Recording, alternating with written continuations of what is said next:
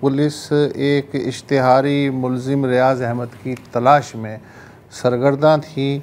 اور انہوں نے ریاض احمد کو پکڑ ہی لیا۔ کوئی پرانا مقدمہ تھا، اس میں وہ مطلوب تھے، اشتہاری تھے، مگر پھر ریکارڈ کی چیکنگ سے، یہ پولیس کا بیان ہے، مگر پھر ریکارڈ کی چیکنگ سے معلوم ہوا کہ جو موصوف ہیں وہ کراچی یونیورسٹی کے اپلائیڈ کیمسٹری میں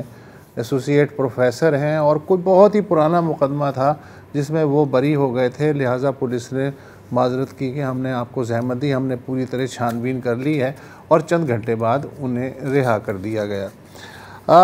عجیب اتفاق ہے کہ اسی دن کراچی یونیورسٹی میں سینڈیکیٹ جو ہے وہ انفیئر مینز کمیٹی کی ایک رپورٹ جو ہے اس پہ غور کرنے والی تھی، اور اس میں ایک پوائنٹ یہ بھی تھا کہ اسلام آباد ہائی کورٹ کے جو جج ہیں جسٹس طارق محمود جہانگیری، انہوں نے LLB کی جو ڈگری اب سے کوئی 33 سال پہلے کراچی یونیورسٹی سے لی تھی، اس میں کوئی بے قاعدگی تھی یا نہیں تھی۔ عجیب حسن اتفاق ہے کہ جسٹس طارق محمود جہانگیری جو ہیں، انہوں نے مارچ میں ان 6 ججوں میں شامل تھے اسلام آباد ہائی کورٹ کے، جنہوں نے سپریم جوڈیشل کونسل کو ایک خط لکھا تھا جس میں کہا تھا کہ جو حساس ادارے ہیں وہ سیاسی مقدمات میں کھلی مداخلت کر رہے ہیں اور ججوں کو ہراساں کر رہے ہیں۔ اور عجیب اتفاق ہے کہ جس اشتہاری ملزم کی تلاش میں پولیس تھی وہ بھی سینڈیکیٹ کے ممبر ہیں، لیکن انہیں پھر پوچھ گچھ کی گئی، اور جب سینڈیکیٹ کا اجلاس ہو گیا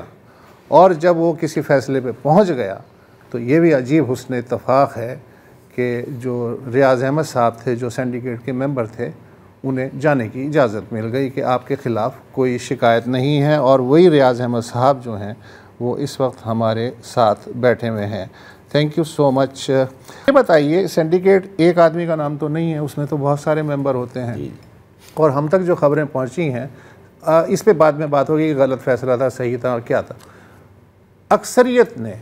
آپ کے علاوہ سب نے جو ہے ایک فیصلہ کیا اور اس کی منظوری دے دی۔ آپ فرض کریں کہ اگر آپ یہ سمجھتے ہیں کہ آپ کو اس اجلاس میں روکنے کے لیے انہوں نے یہ سارا ڈرامہ کیا، آپ کو بٹھا لیا، اگر آپ اس اجلاس میں ہوتے بھی تو آپ کیا کر لیتے؟ دیکھیے، میرے خیال میں جو لفظ ہے امپیونٹی، وہ اب پھیلتے پھیلتے کراچی یونیورسٹی تک آ گیا، اور اس کو پھیلنے میں کم از کم 20 سال تو لگی گئے ہیں۔ تو میرے خیال میں جو ہو رہا ہے وہ یہ کہ آپ نے صحیح کہا کہ وہاں تو 13-14 لوگ تھے سنڈیکیٹ کے ممبر، اور کسی نے اختلاف بھی نہیں کیا، اس کے منٹس بھی آ گئے ہیں۔ لیکن ایک عجیب بات یہ ہے کہ انفیئر مینز کمیٹی کی جو رپورٹ ہے، جو صیغہ راز میں رکھی گئی جب تک سنڈیکیٹ کا اجلاس شروع نہیں ہوا، اتفاق سے مجھے بھی نہیں ملی تھی، مجھے تو کل ملی شام میں، کسی نے بھیج دی اجلاس کے بعد۔ ان کا کنکلوژن یہ ہے کہ ہمارے پاس جو ہے وہ انف ایویڈنس نہیں ہے۔ ایویڈنس کا ایک پارٹ جو ہے وہ یہ ہوتا ہے، آپ کو ڈیبار کر دیا 3 سال کے لیے، اور اس کے بعد آپ نے ایک درخواست دی کہ جناب بڑی زیادتی کر دی آپ نے، مجھے سزا کم کر دیں، تو اس کو کہتے ہیں ریسٹوریشن آف ایڈمیشن۔ تو کسی کے 1 سال بعد ریسٹور ہو جاتا ہے، کسی کا 6 مہینے بعد ریسٹور ہو جاتا ہے۔ یہ یونیورسٹی میں معمول ہے پچھلے 50 سال سے، پرائیویٹ کینڈیڈیٹس کے لیے زیادہ ہوتا تھا پہلے، اب وہ کم ہو گئے۔ تو کمیٹی نے کہا وہ ریسٹوریشن آف ایڈمیشن کے ان کے ڈاکومنٹس نہیں دکھائے گئے،